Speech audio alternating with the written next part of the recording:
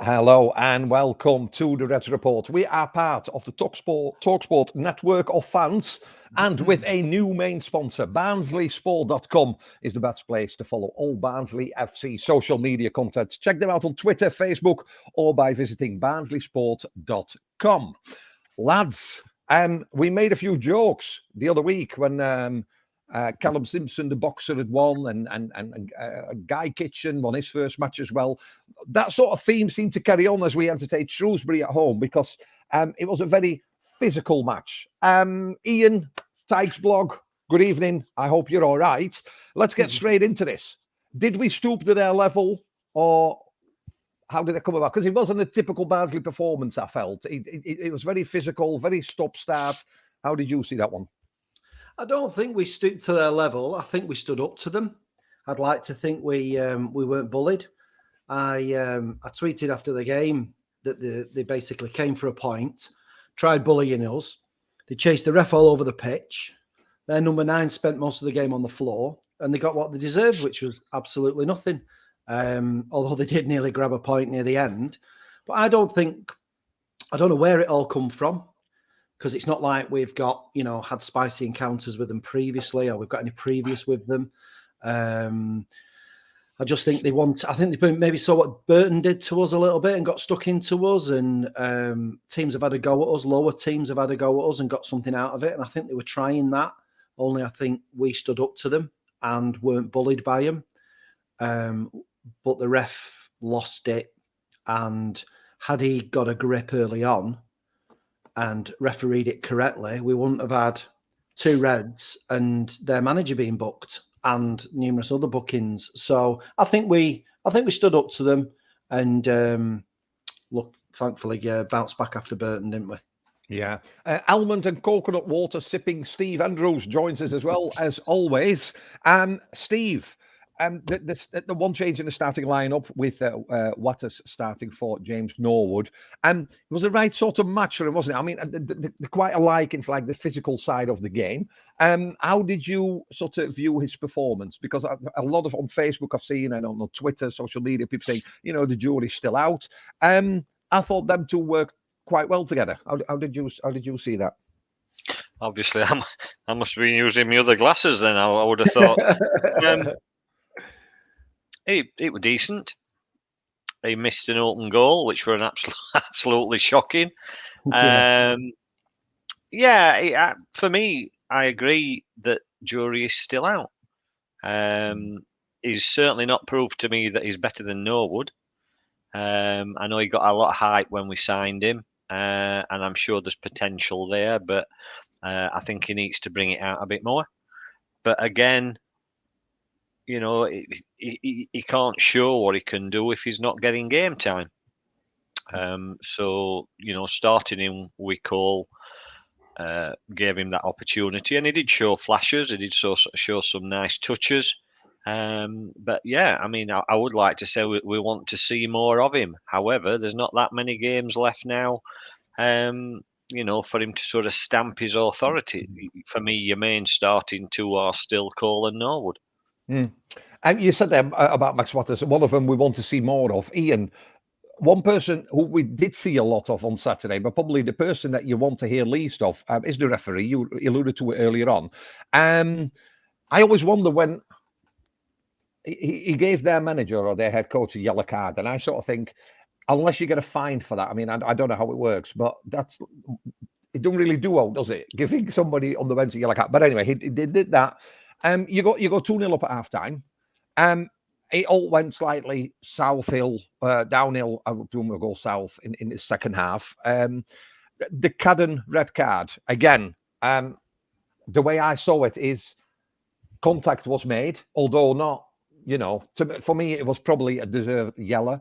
I felt he was enormously persuaded by 5 or 6 players around him, and the player rolling around like he'd been shot by a sniper from Cudworth. He literally went down, he rolled everything. If it were for Oscars, he'd get a solid 8.3 for just the artistic impression of falling down. And the club have decided not to appeal it because they said there was contact, and then you risk actually, making it into a 4-match ban. What was it? Was it a red for you? Was it a yellow? How did you see that one?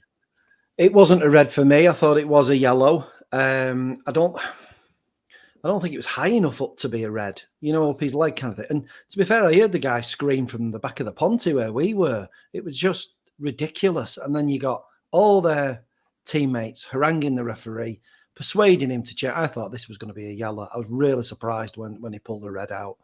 And I was just... It was all game. Anderson got booked for like wrestling that guy to the floor, didn't he?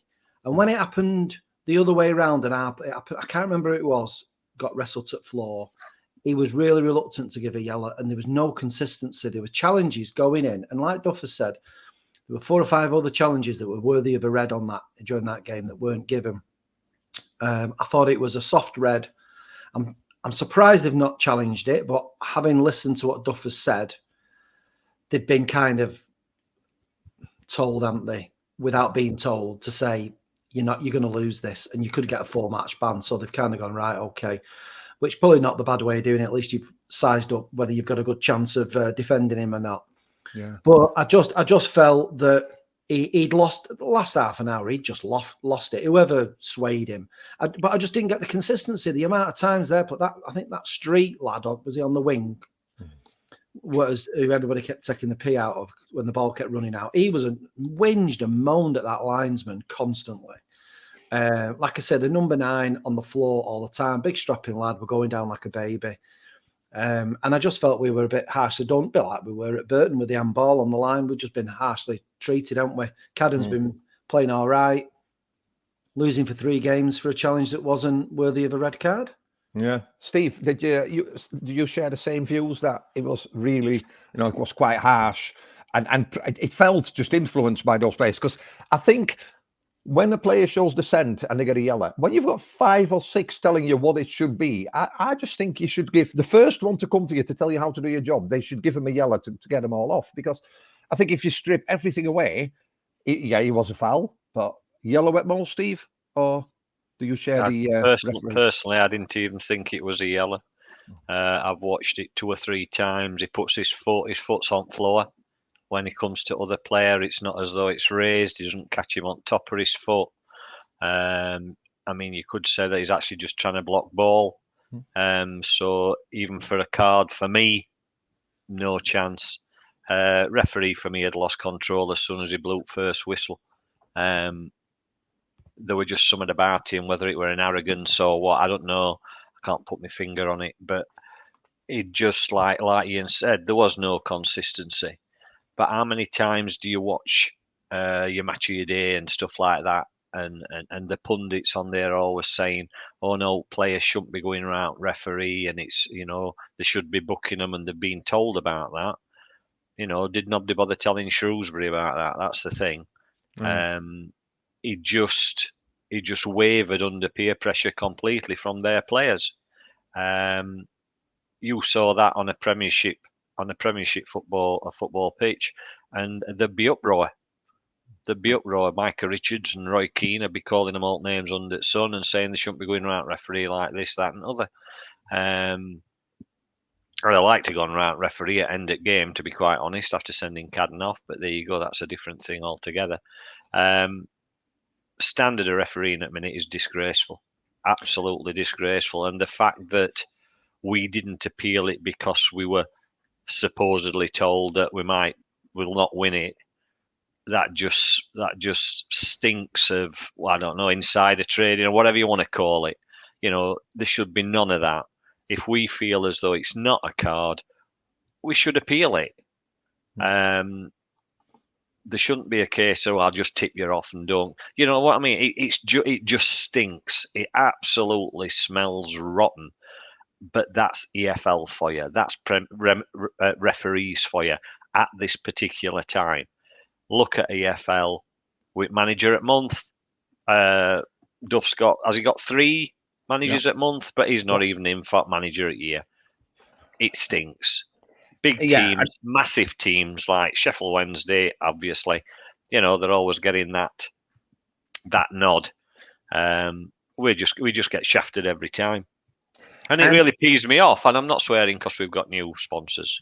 I can't take this. It's interesting though, because I do want to talk a little bit more about that. A couple of months ago, the club or representation from the club met with the EFL and the refereeing about the so-called standard. I find it really obscure, funny in a way, that after that meeting, there's been clear penalty shouts, and it feels at times, I don't know, but it feels at times like, don't get him out. I mean, they came complaining. I'm here to explain this. You know what I mean? This with the manager of the month, he's got 3. You know, if you look at budgets and everything else, I know Duff's not in there. I think if you look at Ipswich, somebody who's been an assistant and he takes his first job, and you know, I have quite a bit of respect for Ipswich. Not when they come to us, but I think they're probably the form team at the moment. We're chasing them and everything else. It's like I say, it's the EFL, isn't it? We're not going to get a penalty probably this year. Maybe we'll get one in the 90th minute at Wembley as we beat Wednesday in the playoff final. But we don't want Sheffield Wednesday in playoff. We don't want them in playoff final. Don't want them in playoff final because that is nailed on. We've done double over them. We get them at Wembley and we lose. Tell you now, nailed on. Don't want it.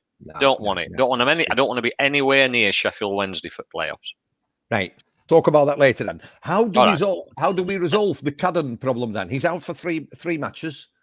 So in my mind, that's Forest Green, Ipswich, and Oxford, if I'm right. I think. No, not Ipswich. Not Ipswich. MK Dons. He's back for Ipswich game if it's three matches. So actually, if you think about it, there's probably best 3 matches that he could miss. How do we resolve it though? Lakesh. Are you change formation? Do you put Lakesh in there? Do you give Liam Kitchen a bit more freedom and stick Cundy at the back? What did you say then? It's an option. I need something stronger if you're going to start talking rubbish like that. Cundy at the back. Don't be so stupid. Behind net, gathering ball. Ian, your thoughts? We know what Steve wants, or don't want. There you go. Yeah, like for like, put Lakesh in. I think that's going to happen. You read between the lines what Duff has said in his press conference. He's praised him to the hilt about his professionalism, that there's a player in there, that he feels sorry for him because he tries really hard, he does really well in training and hasn't really got the game time. And I think it'll be I think he'll be given the game, see how he goes at Forest Green. Obviously, if he might change it if things go a bit pear-shaped, but I think it's nailed on for Lakesh. I think I wouldn't start tinkering with that back 3, back 5 or whatever. I'd go like. Yeah, granted, Liam Kitchen can play out there, but Cundy makes us so nervous that I wouldn't tinker. Just straight like for like. Nicely put. I like that. I like the way you put that. Makes us nervous. Yeah, okay. Just to clear up, that Cadden will miss Forest Green, Lincoln, and Oxford. And then Lincoln, he'll be back for the Ipswich match, which of course is the main one. Be back for the last 3 then, won't he? There's 3: Ipswich, MK, and Peterborough. So MK Dons, because you said it were fancy dress. I remember you saying it were fancy dress. It don't matter how you win them. We won it. They tried to drag us down to the level. They didn't succeed. It's another win at Fort Oakwell. 8 unbeaten now, I believe, at home, going for number 9. Last time that happened, it was the summer of '69. Just to sort of like throw it out there. 1969, the last time Barnsley had 9 matches. That's when I bought my first real 6-string. Was it? Where? Yeah, apparently so. Where? I played it till my fingers bled. Ian, shall I go now? I told you, karaoke's on a Friday. Anyway, all right.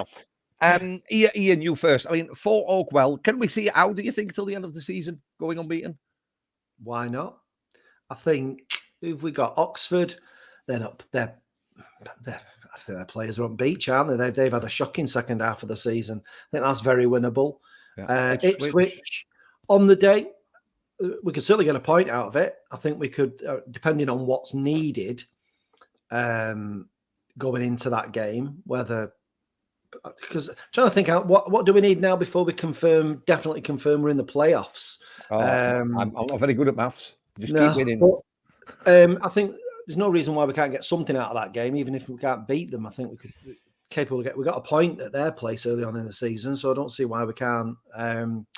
And then Peterborough, last game of the season, it might be a dead rubber. So there's absolutely no reason why we can't go unbeaten now. Whether we win all three, I don't know. Might be a push too far, but I think might be a draw in there. But I think there's no reason why we can't. Now we seem to have just got that knack of. I think what happened on Monday against Shrewsbury, that might have been different away. Although we got,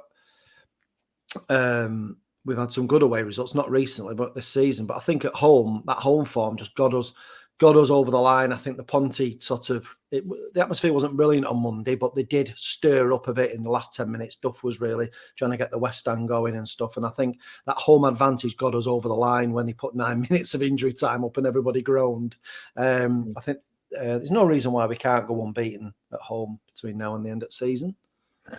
It has worked, though, hasn't it, Steve? If you cast your mind back to the match against Derby, where it was bring your scarf day, and they wanted to build it up, they wanted to create this atmosphere, and we've not lost since at home.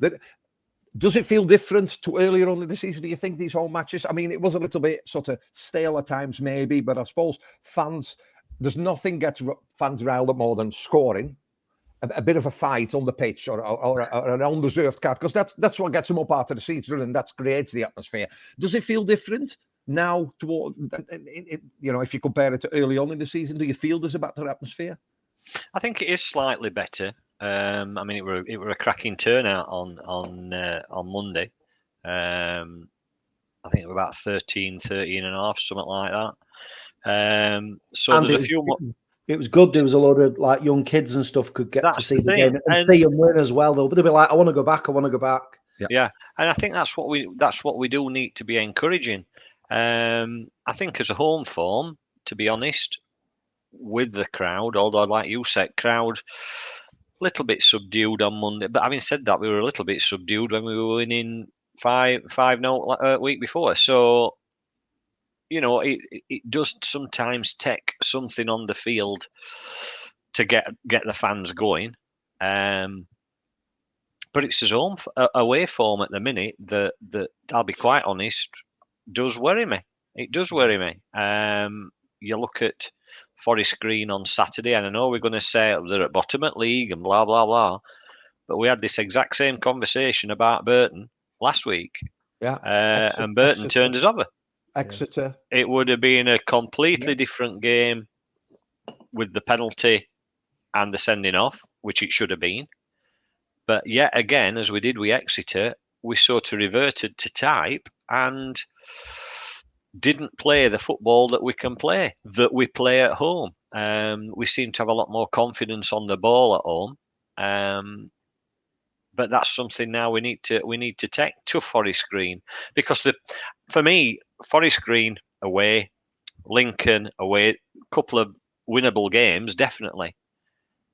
If we look on the dark side and say Ipswich are going to beat us when they come on the Tuesday night, before that game we need to have built up sort of a buffer with the away games, and then it'll not be so much of a setback. Yeah. Whether we can do that, we've got to wait and see. I mean, Ipswich themselves drew, so I suppose it's a point for them. But we got 3. It was bizarre on Saturday because I kept looking at the league table as the game progressed, and you had things like Derby and Bolton were exchanging places with Peterborough. Suddenly, Bolton were like out of the playoffs. Then they were in the playoffs. Then Derby dropped out, and then you had something like Sheffield Wednesday were top.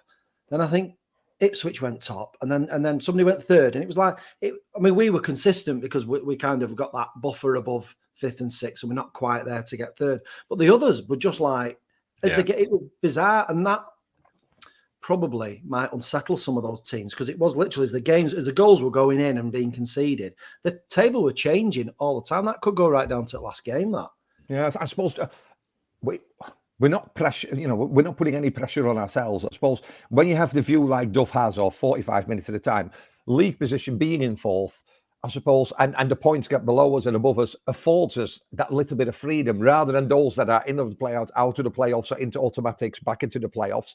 That pressure is not there.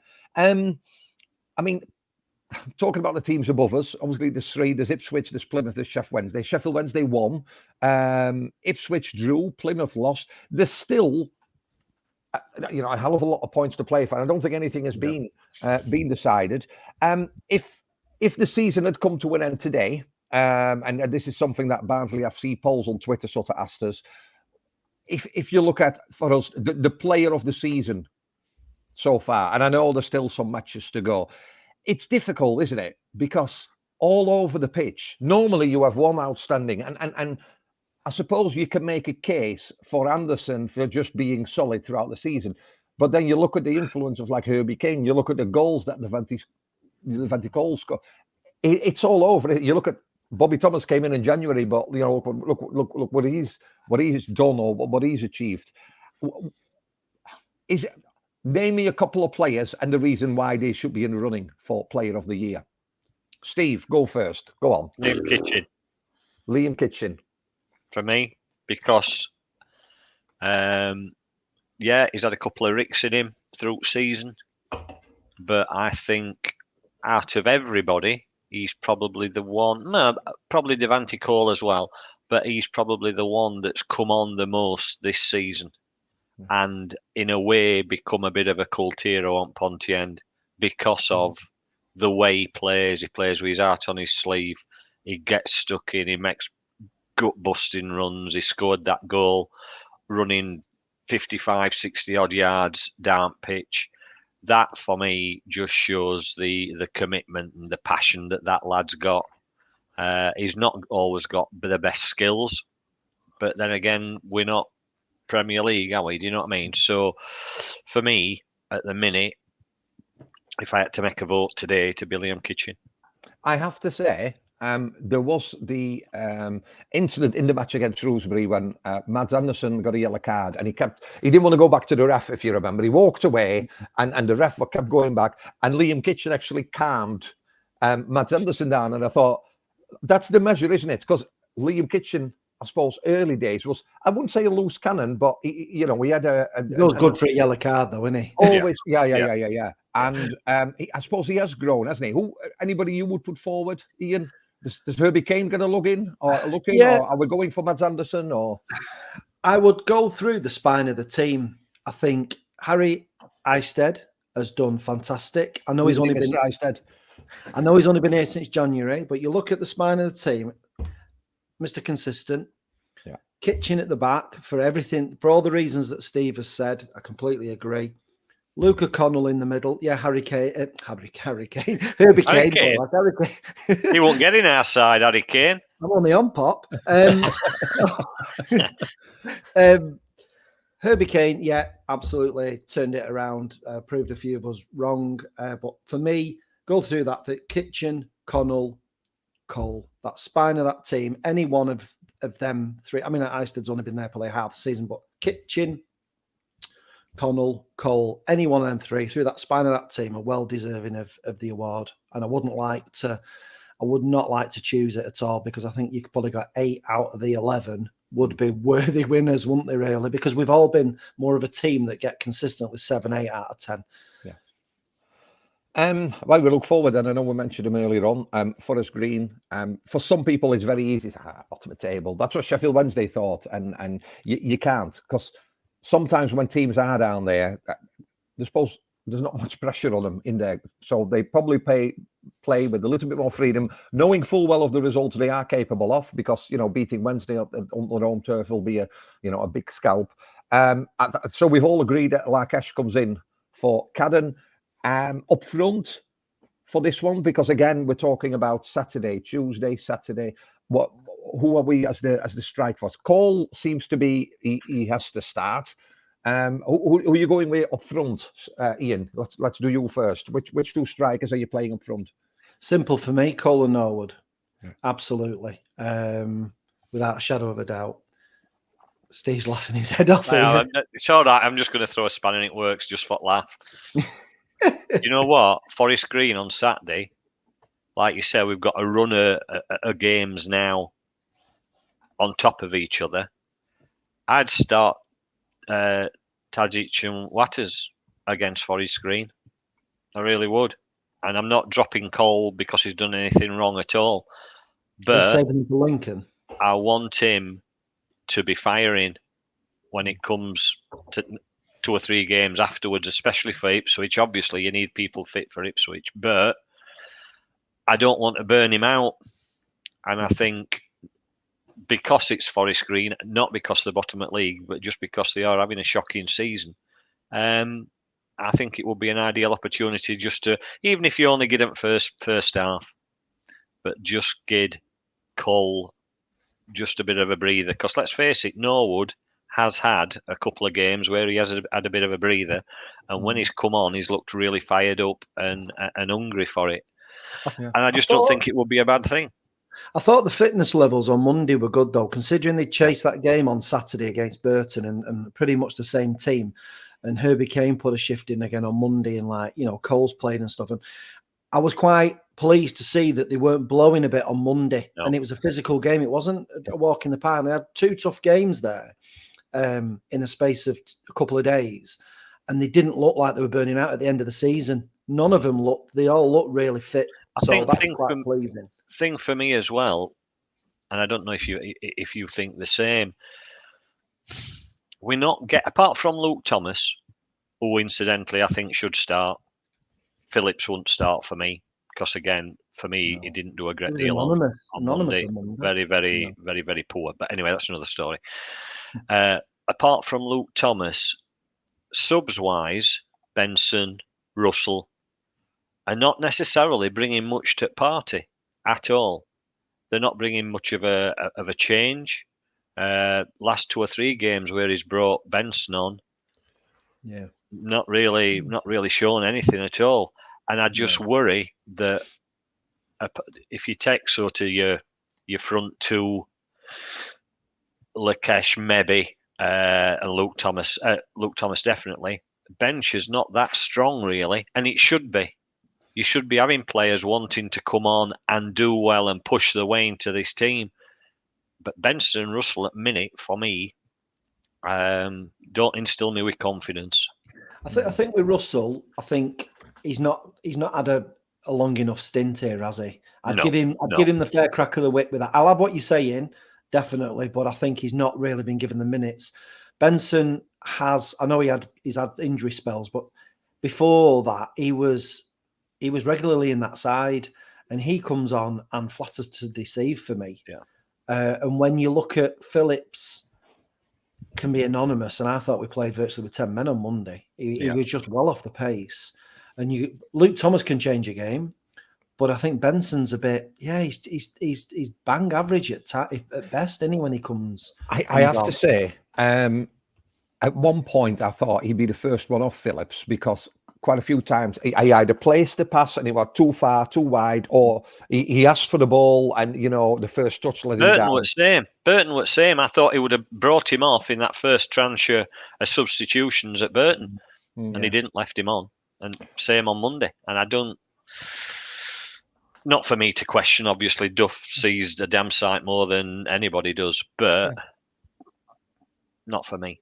I suppose he's also looking, he's got his regular 11 that start. Maybe a change every now and then up top, but you don't want to change too much at once, do you? Because then the whole mechanics of that working machine can stop working almost, doesn't it? That's what worries me when he makes 4 changes at once and half the midfield goes. But listen, look where we are. Look where he's took us. So yeah, you have to trust in his method and the way he wants the players to apply. So Forest Green then. It looks like 1,200 Barnsley fans there. Capacity is only 2,300, so almost half of them will be Barnsley fans. And the final score, Steve, and who's going to score for those Super Reds? And what will the final score be? Let's go first. Mads Anderson back post, back at head. What we're going? You know what? I'm glad I don't put any money on these because I'm absolutely shocking. You know what I mean? It's an absolute joke. Absolute. I might as well shut my eyes. Forest Green on Saturday. I'm going to go 1-0, and I'm going to go with Luke O'Connell, just for a change. Why not? It's nice. I like it. Ian, they need, if they draw or lose, they're down apparently. So they'll be fighting for their lives. We went to Aki, we were poor. We went to Morecambe, got beat. We've not got a great record against the lower sides and away from home. So this is a massive banana skin. I think it's going to be a tight game. Look at what happened against Burton. I'm going 1-0. bit like the Wickham game. I think it'll be a late winner, and I'll go Norwood. I'll go 2-1. I'll go Max Watters because he's going to start, isn't he? Because I just feel like he is. I don't know why. I'm often wrong. In your water. You feeling it in your water? I'm just going from the watering Watters. We need us Watters people need to stick together. So anyway, that's what we're doing. And let's hope. You know, they come away with the 3 points, because then obviously it's another tricky match the Tuesday after. We're not going to go into it now, because you know next week we'll have another couple of matches to look forward to. So as always, from the Tykes blog, Ian, thank you. Just tell us, where can people find your vlogs and blogs and bogs and everything else that you Bogs. Bogs. Well, my bog's in Bolton, but Tykes_blog on Twitter, and it's tykesblog.com is the website. Thank you very much. And all your content is on barnsleysport.com as well, isn't it? Correct. It's all, yes. all listed All under one roof. Sunshine indoors. Yeah, we like it. Sunshine indoors, fantastic. Get them spending. Get them in. Get them spending. What a cracking! Covered in piss. Absolutely cracking program that. Phoenix Nights. Come on. Yeah. Kenny Steve Senior. Andrews. Kenny Steve Senior. Andrews. It's a On the 20-foot coconut and almond water. Bonnie Langford. I'll not say what I did to Bonnie Langford, but everybody who's watched it will know. Anyway, crack on, Carlo, lad. Time to go. Steve, drinking his almond and coconut water. Thank you very much. Your opinions, as always, raise a smile, couple of eyebrows, but you know we appreciate it. You've been listening to the Reds Reporter. We are Barnsley FC's longest-running podcast. We're proud to be sponsored by BarnsleySport.com and proud to be part of the TalkSport Fan Network. Until next week, thank you all for listening and watching. You Reds.